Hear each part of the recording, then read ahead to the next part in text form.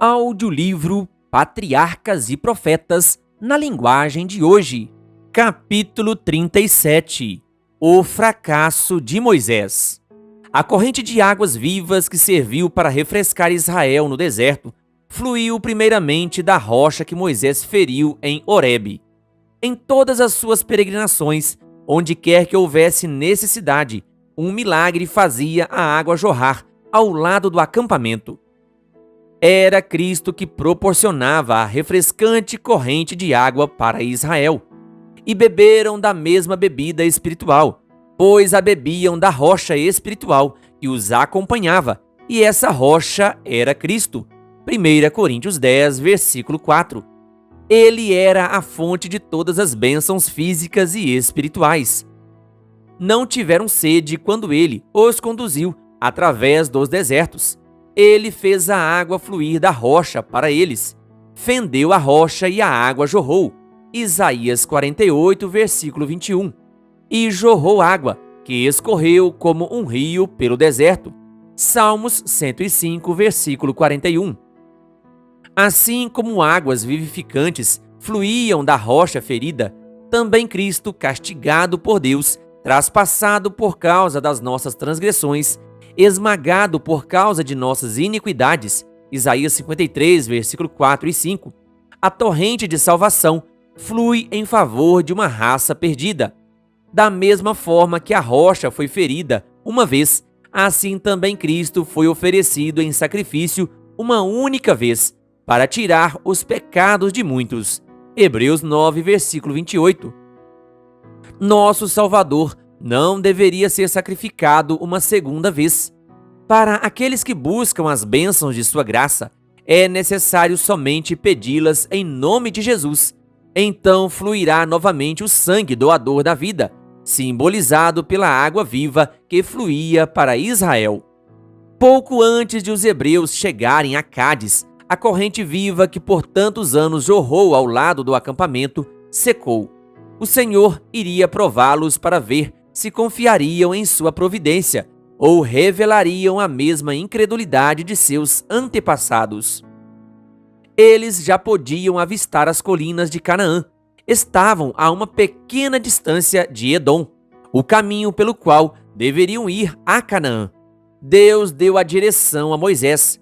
E diga ao povo: vocês estão passando pelo território de seus irmãos, os descendentes de Esaú. Eles terão medo de vocês. Vocês lhe pagarão com prata a comida que comerem e a água que beberem. Deuteronômio 2, versículos 4 a 6. Essas orientações seriam suficientes para explicar por que foi cortado o seu suprimento de água. Logo iriam passar por uma região bem regada e fértil, um caminho que os levaria direto para a terra de Canaã. O fato de a miraculosa corrente de água secar deveria ter sido encarado como motivo de alegria, um sinal de que a sua peregrinação no deserto tinha terminado. Entretanto, o povo parecia ter perdido toda a esperança de que Deus os levaria para Canaã e começaram a clamar pelas bênçãos do deserto. A água parou de correr antes de chegarem a Edom. Tinham então a oportunidade de andar um pouco mais pela fé e não pela vista. Contudo, a primeira prova revelou o mesmo espírito demonstrado por seus antepassados. Esqueceram-se da mão que por tantos anos havia suprido suas necessidades. Em vez de se voltarem para Deus em busca de auxílio, reclamavam em desespero: quem dera tivéssemos morrido quando os nossos irmãos caíram mortos perante o Senhor. Números 20, versículo 3. Referiam-se à rebelião de Corá. Moisés e Arão foram até a porta do tabernáculo e se curvaram com o rosto em terra. Moisés então recebeu a mensagem: pegue a vara e com seu irmão Arão reúna a comunidade e diante desta fale àquela rocha e ela verterá água. Vocês tirarão água da rocha. Números 20, versículo 8. Os dois irmãos eram já idosos. Havia muito tempo suportavam a rebelião de Israel. Então Moisés perdeu a paciência. Escutem, rebeldes! Ele exclamou. Será que teremos que tirar água desta rocha para lhes dar? Números 20, versículo 10. Em vez de falar à rocha, como Deus lhe ordenou, ele a feriu 2 vezes com a vara. A água jorrou em abundância, mas um grande erro foi cometido. Moisés falou demonstrando grande irritação. Escutem, rebeldes, disse ele. Essa acusação era verdadeira, mas a verdade não deve ser dita com ira e impaciência. Quando ele mesmo decidiu acusá-los, ofendeu o Espírito de Deus. Estava evidente a sua falta de domínio próprio. Isso deu motivo para o povo questionar se a sua conduta no passado tinha sido dirigida por Deus. Encontraram agora a desculpa que procuravam para rejeitar as reprovações que Deus tinha enviado por meio de seu servo. Falta de confiança em Deus. Moisés demonstrou falta de confiança em Deus quando disse: será que temos que tirar água desta rocha para lhes dar? Perguntou como se o Senhor não fosse cumprir o que havia prometido. Vocês não confiaram em mim para honrar minha santidade à vista dos israelitas. Números 10, versículo 12. Disse o Senhor aos 2 irmãos: quando faltou água, sua fé na promessa de Deus foi abalada pela rebelião do povo. A primeira geração foi condenada a morrer no deserto por causa da sua incredulidade. Será que essa geração também seria condenada? Cansados e desanimados, Moisés e Arão não fizeram esforço algum para se opor ao sentimento do povo. Poderiam ter colocado a questão diante do povo de maneira que conseguissem suportar a prova. Poderiam ter acalmado a murmuração antes de pedir a Deus que agisse no lugar deles. Quantos males teriam sido evitados? A rocha, um símbolo de Cristo, tinha sido ferida uma vez, assim como Cristo também deveria ser oferecido uma vez. Moisés deveria somente falar à rocha, assim como temos apenas que pedir as bênçãos em nome de Jesus. Ao ferir a rocha pela segunda vez, Moisés destruiu o significado desse belo símbolo de Cristo. Mais que isso, Moisés e Arão assumiram um poder que pertence somente a Deus. Os líderes de Israel deveriam ter aproveitado a ocasião para impressionar o povo quanto à reverência para com Deus e lhes fortalecer a fé em seu poder e em sua bondade. Quando exclamaram irados: será que temos que tirar água desta rocha para lhes dar? Eles se colocaram no lugar de Deus, como se todo o poder estivesse com eles. Moisés perdeu de vista o seu auxiliador todo-poderoso e, ao agir por si mesmo, sem a força divina, manchou o registro de sua vida com uma demonstração de fraqueza humana. O homem que poderia ter permanecido firme e abnegado até o fim de sua carreira foi vencido. Desta vez, Deus não pronunciou nenhum juízo sobre aqueles que tanto provocaram Moisés e Arão. Toda a reprovação caiu sobre os líderes. Moisés e Arão sentiram-se ofendidos e perderam de vista o fato de que a murmuração do povo não era contra eles, mas contra Deus.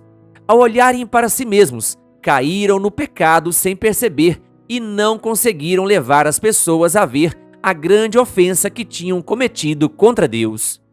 O Senhor, porém, disse a Moisés e a Arão: como vocês não confiaram em mim para honrar minha santidade à vista dos israelitas, vocês não conduzirão esta comunidade para a terra que lhes dou. Números 20, versículo 12. Eles morreriam antes de atravessar o Jordão. Eles não pecaram de forma voluntária ou premeditada. Tinham sido vencidos por uma tentação inesperada, e seu arrependimento foi imediato e sincero. O Senhor aceitou seu arrependimento, mas, por causa do mal que seu pecado poderia causar entre o povo, ele não poderia remover a punição. Moisés então disse ao povo que, por ter deixado de dar a glória devida a Deus, ele não poderia guiá-los à terra prometida. Pediu que refletissem sobre a severa punição que ele havia recebido e pensassem em como Deus considerava as murmurações do povo, cada vez que um simples homem era acusado por eles por causa dos juízos que recaíram sobre si mesmos devido aos pecados que cometiam. Moisés contou aos israelitas como havia suplicado a Deus e voltasse atrás na sentença dada, mas seu pedido havia sido negado.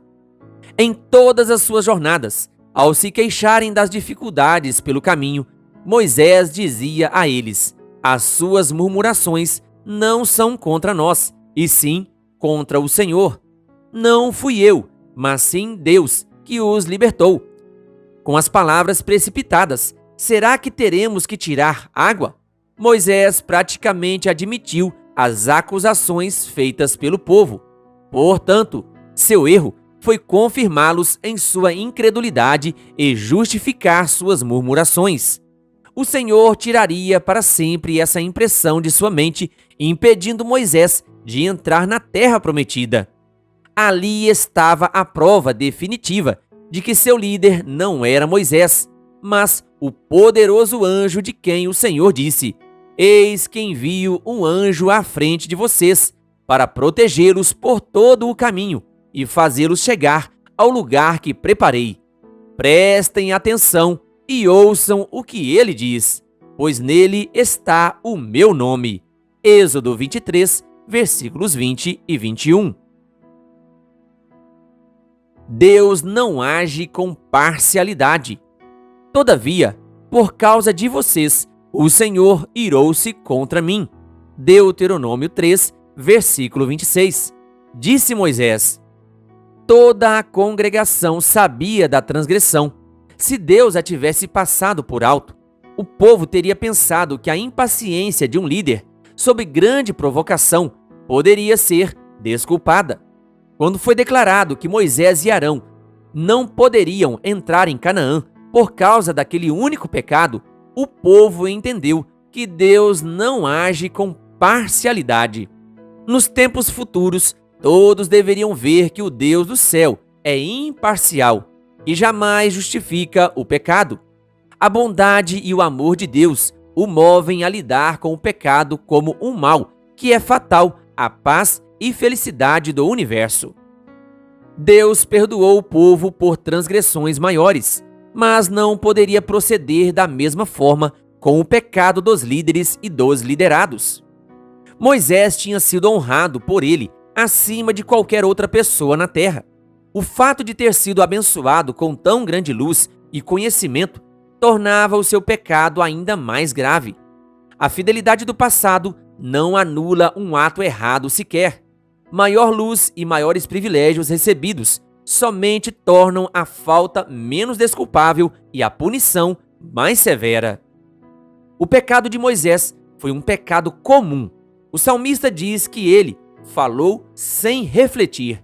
Salmos 106, versículo 33. De acordo com o julgamento humano, pode parecer algo pequeno, mas se Deus tratou com tanta severidade esse pecado em seu servo mais fiel e honrado, ele não o desculpará em outros. O espírito de exaltação própria e a tendência de culpar outros desagrada a Deus. Quanto mais importante for a posição que a pessoa ocupa, maior é a necessidade de cultivar a paciência e a humildade. Se aqueles que ocupam posições de responsabilidade tomam para si as honras devidas a Deus, Satanás conquista uma vitória. Todo impulso ligado à nossa natureza e toda tendência do coração necessitam estar, momento a momento, sob a direção do Espírito de Deus. Portanto, quanto maior for a luz que recebemos, quanto mais desfrutamos o favor divino, cada vez mais humildemente devemos andar diante do Senhor, suplicando com fé que Ele dirija cada motivo, cada desejo que temos. As responsabilidades colocadas sobre Moisés foram muito grandes. Poucas pessoas serão tão provadas como ele foi. Mesmo assim, isso não desculpa o pecado dele. Não importa quão grande seja a pressão que sofremos, A transgressão é um ato nosso. Não está em nenhum poder da terra, nem do inimigo e seus anjos, obrigar qualquer pessoa a praticar o mal. Por mais severa ou inesperada que seja a tentação, Deus provê o auxílio e nós podemos vencer por sua força. Querido ouvinte, que a graça e a paz de Jesus estejam com você. Se você ainda não é inscrito em nosso canal, se inscreva e ative o sininho das notificações. Canal O Bom da Bíblia, compartilhando a Palavra de Deus.